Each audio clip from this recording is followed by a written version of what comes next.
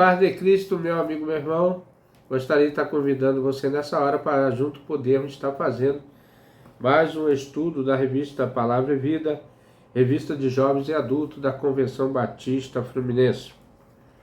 Estamos estudando as lições do quarto trimestre de 2023.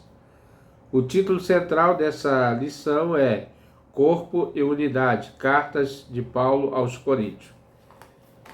Quem é autor da revista, né? Deixa eu só tirar aqui um instantinho, né?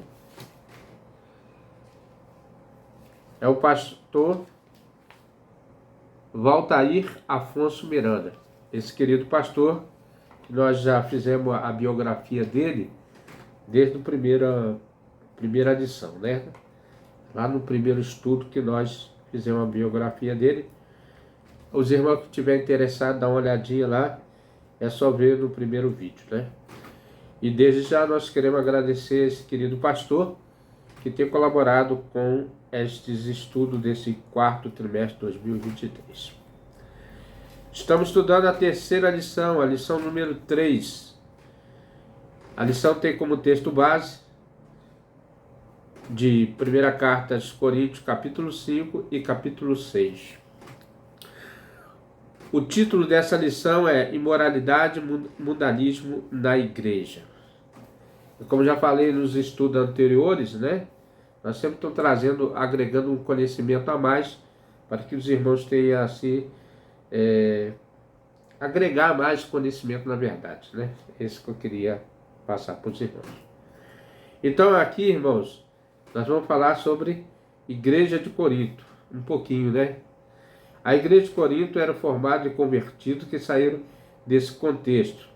As irmãos vão ver o capítulo de 1 Coríntios, o capítulo 6, versículo 11. Tinha vários problemas, inclusive uma liderança que estava introduzindo diversas divisões na igreja. 1 Coríntios 10, 17. O comportamento imoral não estava recebendo tratamento adequado, né, naquele capítulo 5, de 1 a 6, capítulo 5, 1 e 6, 20. Um grupo se gabava os seus dons espirituais. Capítulo 12, versículo 1 capítulo 12, versículo 1, 14 e 40. Já outro grupo estava preocupado com questões de dieta alimentar. Capítulo 8, versículo 1 e capítulo 10, versículo 32. Isso aí são os textos que os irmãos podem depois está procurando lá, né? Alguns estavam cometendo exageros na celebração da ceia. Capítulo 11, de 17 a 34. E outros divulgavam falsos ensinamentos sobre a ressurreição. Capítulo 15, de 1 a 58. Todos esses assuntos vinculados ao fato de Corinto ser uma cidade portuária, de etnia, de classes sociais diferentes, contribuíram para que a igreja fosse uma congregação problemática, né? Então, por isso e outros, na próxima semana a gente vai falar um pouquinho da ocasião da epístola, né? Dessa carta, né? Tirando aqui um trecho aqui desse livro, a Bíblia toda a Bíblia em um ano, e Daci dos eleitos, né? Só para os irmãos agregar mais um pouquinho de conhecimento. Irmãos, imoralidade e mundanismo na igreja. O objetivo dessa lição é perceber a igreja como o corpo de Cristo. Um pecado pode afetar muitas partes. Cada um deve buscar ter uma mente e o coração puro. Então devemos buscar mente e coração puro. Compreender a igreja como agente com poder de exercer a disciplina em relação aos seus membros, né? E entender que somos templo do Espírito Santo, como tal, somos livres para escolher e não ser escravo de qualquer desejo particular.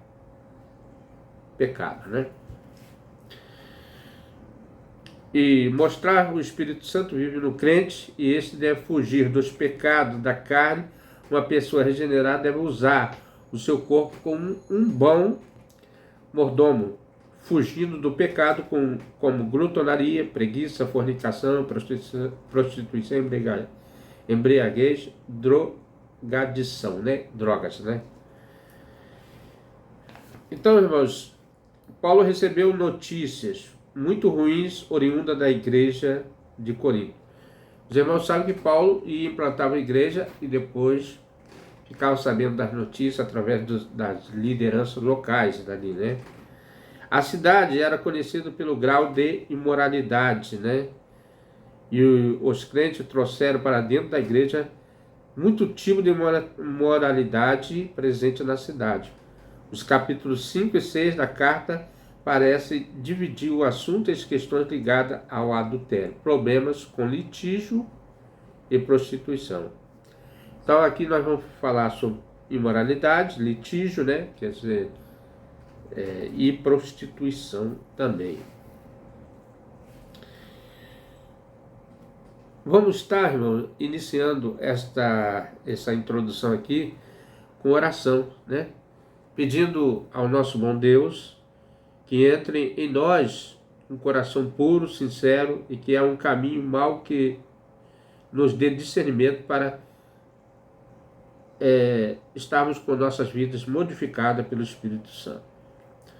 Pai querido, Deus eterno, soberano Deus, que o Senhor possa estar nos abençoando nessa hora, Senhor.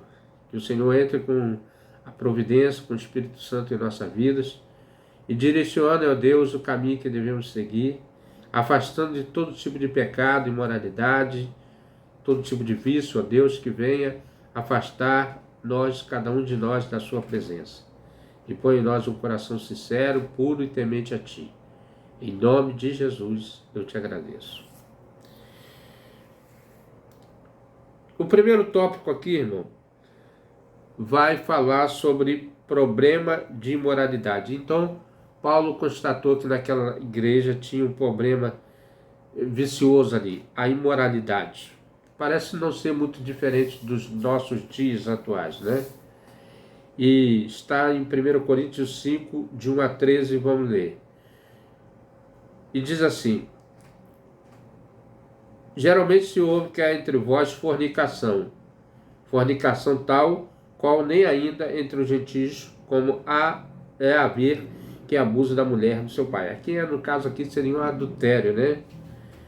Estás inchado e nem ao menos vos entristeceste, por não ter sido dentre vós tirado quem o tal cometeu. Então, estavam tão envolvidos que não se preocuparam de repreender esse que cometeu esse pecado.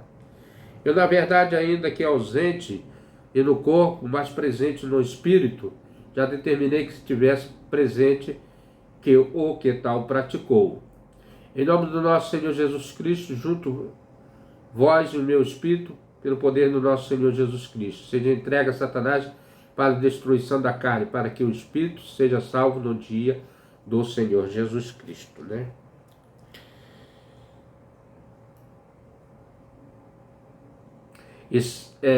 E não é boa a vossa jactância, não sabeis que um pouco de fermento faz levedar toda a massa. Alimpais, pois, do fermento velho, para que sejais uma nova massa, assim como estáis sem fermento, porque Cristo, nossa Páscoa, foi sacrificado por nós.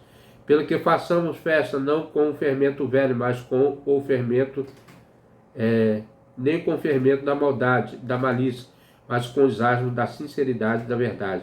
Já por carta vos tenho escrito que não vos associei com os que se prostituem. Isso não quer dizer absolutamente com os devassos desse mundo, ou com os avarentos, ou com os roubadores, com os idólatras, porque então vos seria necessário sair do mundo. Mas agora escrevi que não vos associei com aquele que, dizendo ser irmão, for devasso, for avarento, idólatra, maldizente, beberrão, roubador, com tal nem ainda com mais. Porque que tenho eu em julgar também que estão de fora? Não julgais vós os que estão de dentro, mas Deus julga os que estão de fora. Tirai, pois, dentre vós a esse nível. Então, Paulo repreende grandemente essa igreja que não corrigiu o erro desse irmão. O versículo inicial usa a palavra porneia para descrever um tipo de imoralidade que chegou aos ouvidos dos apóstolos Paulo. A palavra deu origem ao termo pornografia em língua portuguesa. Porneia foi traduzido por fornicação, da versão revista Atualidade da Bíblia. para não deixar dúvida da gravidade do caso, o apóstolo explicita a uma pessoa que abusa da mulher do seu irmão.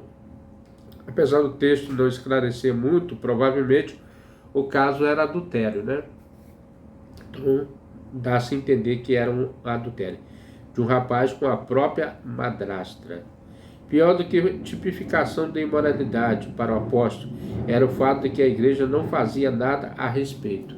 Então Paulo muito se indignou, porque a liderança local praticamente, né, não estava agindo como deveria fazer, né?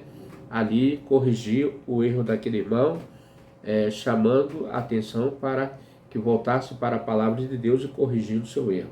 Arrependimento, na verdade, né?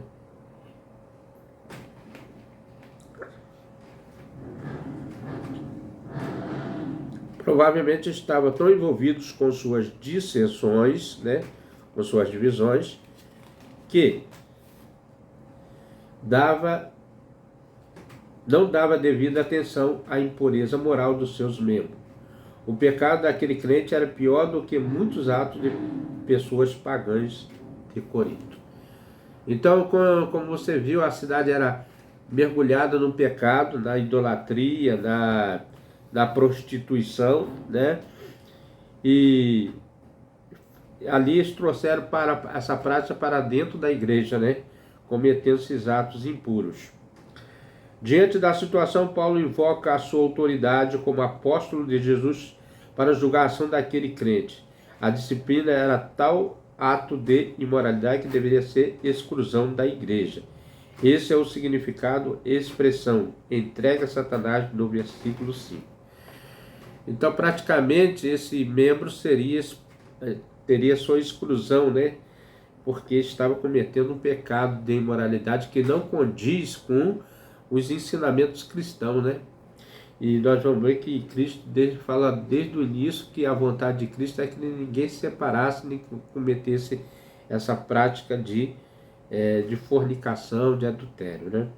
O contexto da reprimenda paulina é a disciplina eclesiástica. Um dos membros da comunidade cristã cometeu e vive grande erro, sem qualquer manifestação de arrependimento. Então a questão aqui que apesar dele estar cometendo esse ato de moralidade, esse ato afrontal, que afrontava os princípios cristãos, ele não estava tendo arrependimento, e nem a igreja corrigindo para que ele se arrependesse desse ato.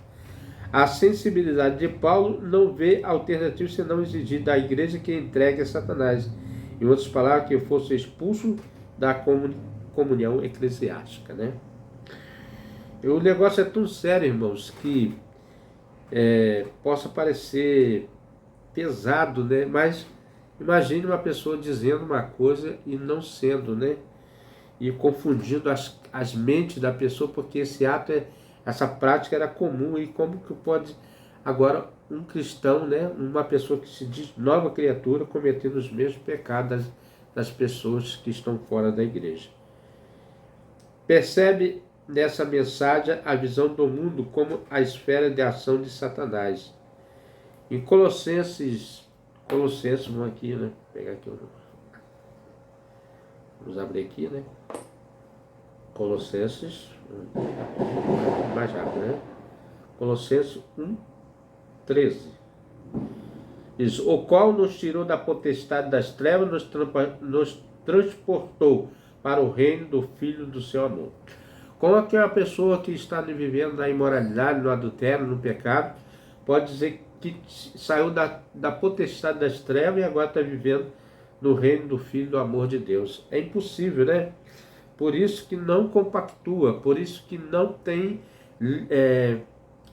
sentido a pessoa dizer uma coisa e fazer outra. Em Efésios também, irmãos, nós vamos ver aqui que Efésios, olha o texto bíblico, né? É claro para que nós corrigimos desses erros, né? Que naquele tempo que estávamos em Cristo, separados da comunidade de Israel, estranhos às alianças da promessa, não tendo esperança e sem Deus no mundo. Então, agora ele volta para o mundo, volta a cometer os pecados do mundo, que o mundo cometia, Sendo assim, expulsar alguém da comunidade cristã é o mesmo que entregá-lo ao mundo, sob o controle de Satanás. Destaca-se, entretanto, que o propósito final da disciplina é a salvação do espírito no dia do Senhor. Como esse dia do Senhor é uma referência à volta de Cristo, Paulo indica que a disciplina iria promover a restauração do adúltero, né? Então, irmãos, era necessário que houvesse uma correção àquele irmão que estava cometendo aquele tipo de pecado, para que não contaminasse toda a igreja, né? Imagine se deixasse aquele pecado continuar, toda a igreja ia fazer aquela prática, né? Uma pergunta que pode ser levantada é como uma exclusão eclesiástica poderia destruir a carne. O Sr. Paulo aqui usa a expressão carne como corpo físico, indicando que as consequências físicas, como doença ou morte, podem também surgir de problemas espirituais. A mesma ideia aparece em 1 Coríntios 11:30. Então, na verdade, aquela pessoa estava enferma pelo pecado, né? Estava contaminando, né, a igreja toda, né? Porque todo é um corpo em Cristo. Quando o assunto é a ceia do Senhor, naquele contexto as pessoas da igreja estavam adoecendo, porque estavam participando de maneira inapropriada da mesa da comunhão. Se a participação da celebração da ceia é o seu testemunho, é a sua vida pessoal com Deus, né? Então essas pessoas estavam ficando doentes, porque estavam participando inapropriado do corpo de Cristo. Que responsabilidade, né, irmão? Na participação da ceia, no compromisso do testemunho pessoal que aquela igreja estava enfrentando. Então nós falamos nesse primeiro tópico, né? Deixar claro que a imoralidade não deve fazer parte do povo de Deus. Nesse tópico em específico, tratar a imoralidade da carta do capítulo 6, Paulo deixa claro a lista de imoralidade. Paulo cita um caso específico que estava acontecendo lá. A igreja não fazia nada a respeito. Devemos lembrar que nada desse mundo permanecerá escondido aos olhos de Deus, e adverte contra a participação da ceia do Senhor indevidamente as suas consequências. A vida cristã deve ser levada com seriedade diante de Deus e diante dos homens, né? Então, irmão, nós temos que estar sempre fazendo o que é certo, né? Então nós falamos aqui nesse primeiro ponto, problema de imoralidade. Agora no segundo tópico, problema com processos judiciais. Olha quantas coisas acontecem naquela igreja, né? Primeiro, era que estava acontecendo imoralidade, né? Imoralidade tal como o apóstolo Paulo, que estava até abusando da mulher do seu pai. Que coisa, né? E agora ele fala com problemas com processos judiciais. Deixa eu ver.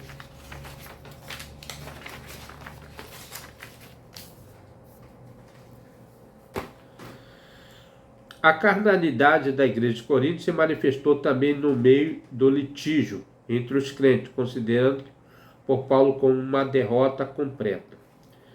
Nós vamos ler o capítulo 6, de 1 a 11, que diz assim: Use alguém de vós algum negócio com outro, ir a juízo perante o justo ou não perante os santos?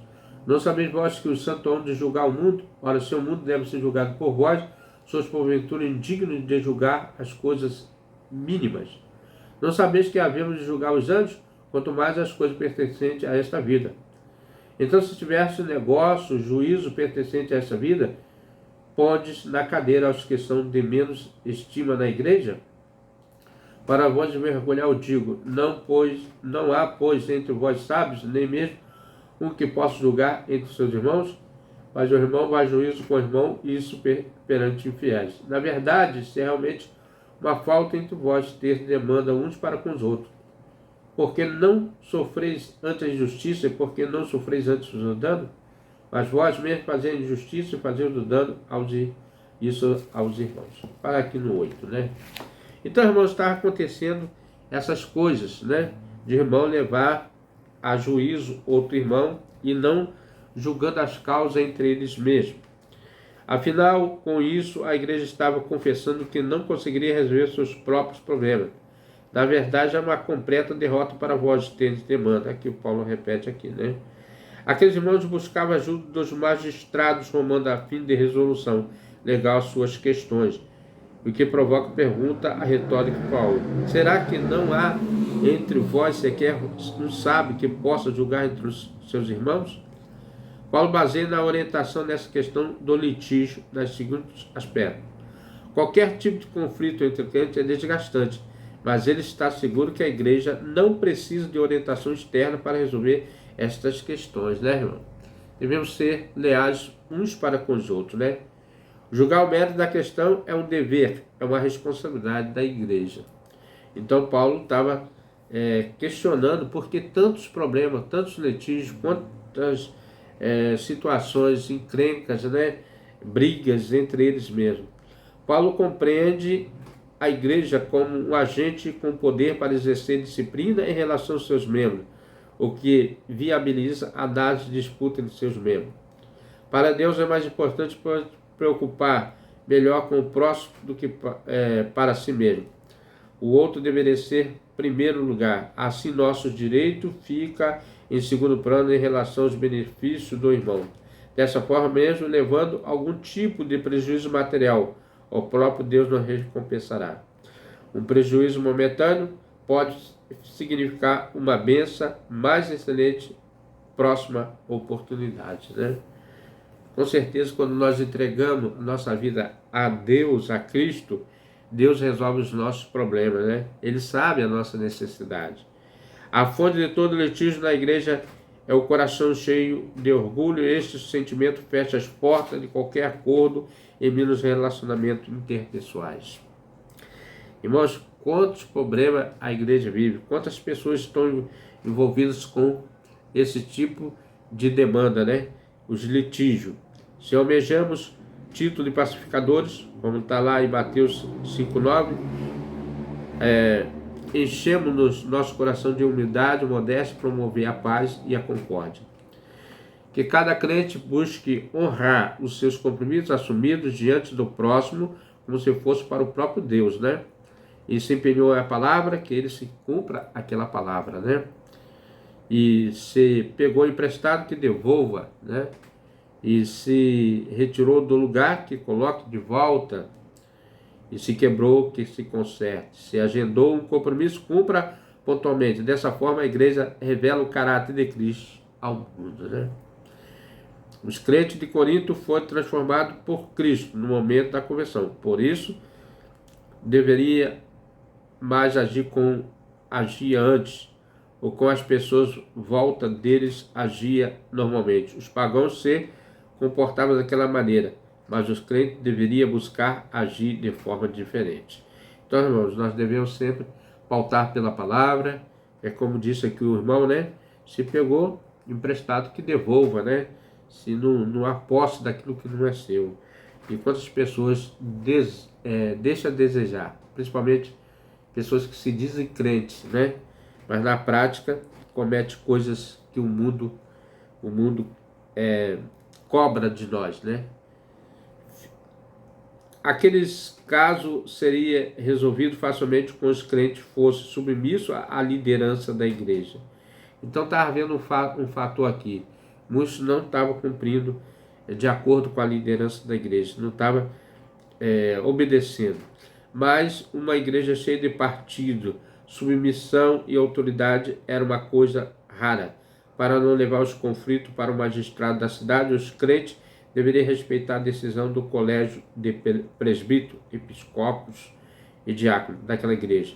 Eles é que deveriam ser os homens e mulheres sábios da igreja, capazes de administrar os litígios entre os irmãos. Né? Lembrando, irmão, que no passado, Moisés, todo mundo ia perante Moisés e Moisés julgava o caso, né? Só um exemplo, né? Débora julgava os casos, né? Então a igreja também tem capacidade para isso, né? Para resolver os seus problemas. Basta então somente colocar na direção de Deus. Certamente, amparado pela orientações das Escrituras e guiado pelo Espírito Santo. Aqui resume tudo, né, irmão? Orientado pela Escritura, que é praticamente a nossa Constituição celestial, e guiados pelo Espírito Santo. Peça a cada aluno, né, nesse tópico, irmão, nós vamos aprender, mostra que a carnalidade da igreja de Corinto a ponto de procurar a justiça dos homens para resolver problemas relacionados à igreja. Em Coríntios 6:5, ele questiona se não há entre vós sábio que possa julgar entre seus irmãos, né? Então nós falamos aqui questões relacionadas com o corpo, né? Aliás, perdão, problemas com processos judiciais, né? E agora, irmão, no terceiro tópico, nós vamos falar sobre questões relacionadas com o corpo. Então, irmãos, Paulo traz a lembrança aqui que os corpos dos crentes são templo do Espírito Santo e pertencem a Deus. E acho interessante que você peça ao aluno para ler definição de cada pecado citado no corpo da carta, capítulo 6, dicionário bíblico. Aqui ele vai colocar glutonaria, preguiça, fornicação, prostituição, embriaguez e drogadição, né? Vamos. Paulo traz a lembrança aqui que os corpos dos crentes são tabernáculo do Espírito Santo, assim pertence a Deus. 1 Coríntios 6, 12, 20. Uma pessoa regenerada deve usar o seu corpo como um bom mordomo, fugindo do pecado como glutonaria, preguiça, fornicação, prostituição, embriaguez, drogadição e a adição. A glutonaria é a qualidade de glutão. Alguém que tem gula é o indivíduo que, com veracidade, avidez, a gula normalmente é um excesso, seja de comida ou de bebida, um apego excessivo a determinadas iguarias, né? Então, irmãos, é um tipo de pecado, né? Excesso de digestão de comida, né? Como faz que as pessoas já não sintam nem prazer pelo comer, né? Come porque está tão acostumado. A fornicação, relação sexual entre pessoas que não são casadas ou não são cônjuges, também pode ser chamado de luxúria de pecado da carne, adultério, né, imoralidades, essas coisas assim, né, irmão? E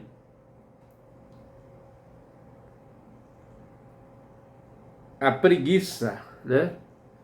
Pouca disposição para o trabalho, aversão ao trabalho, inação, inércia, demora, lentidão em fazer qualquer coisa, indolência, moleza, morosidade, negligência, né?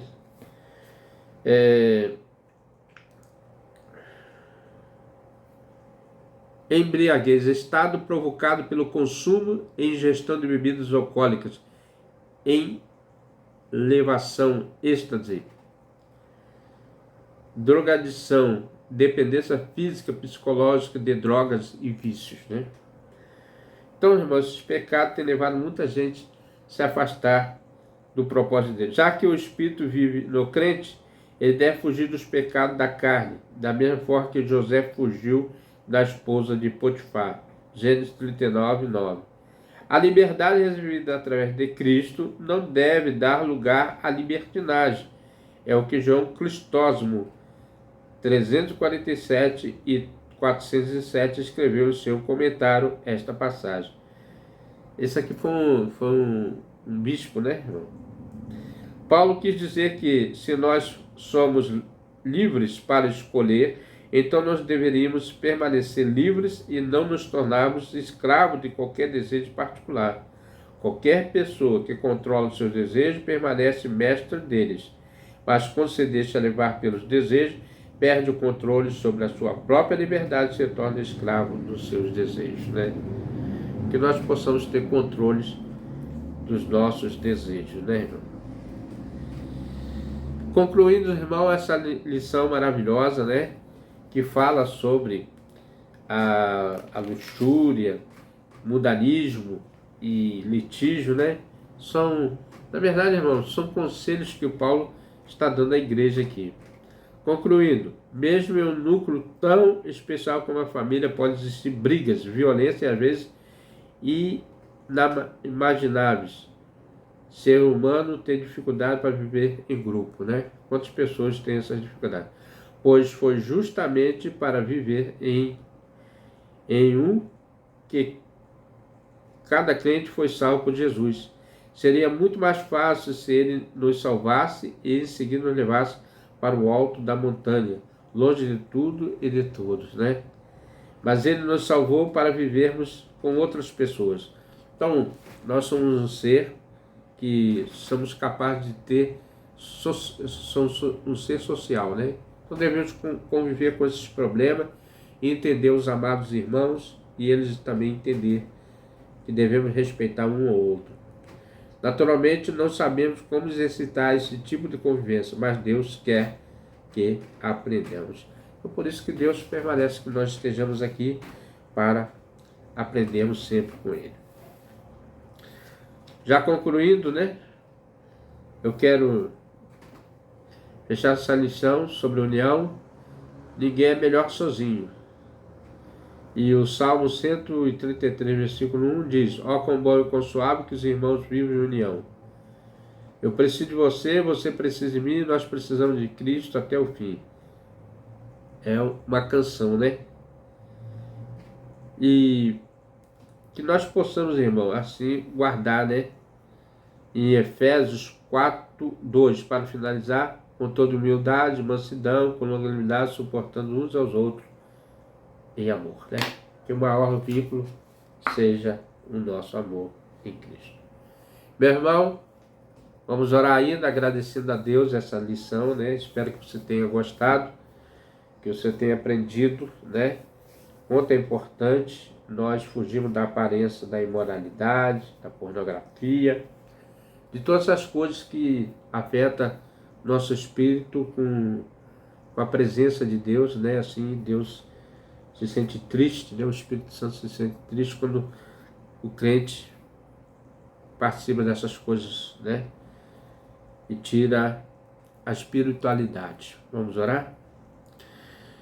Pai querido, Deus eterno, soberano Deus, primeiramente quero agradecer a cada um dos irmãos que tem nos acompanhado nesse canal, no canal do YouTube, toda semana.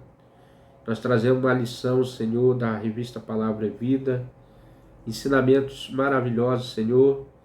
E nesse quarto trimestre eu quero crer, Senhor, que o ensinamento da carta aos Coríntios, primeira carta, segunda carta, que está sendo aprendada, Senhor, através do estudo do nosso pastor Valtair, que possamos aprender a cada dia mais e cada dia mais receber da Tua graça, do Teu conhecimento, da Sua instrução, ó Deus, que parte da Sua santa e bendita palavra.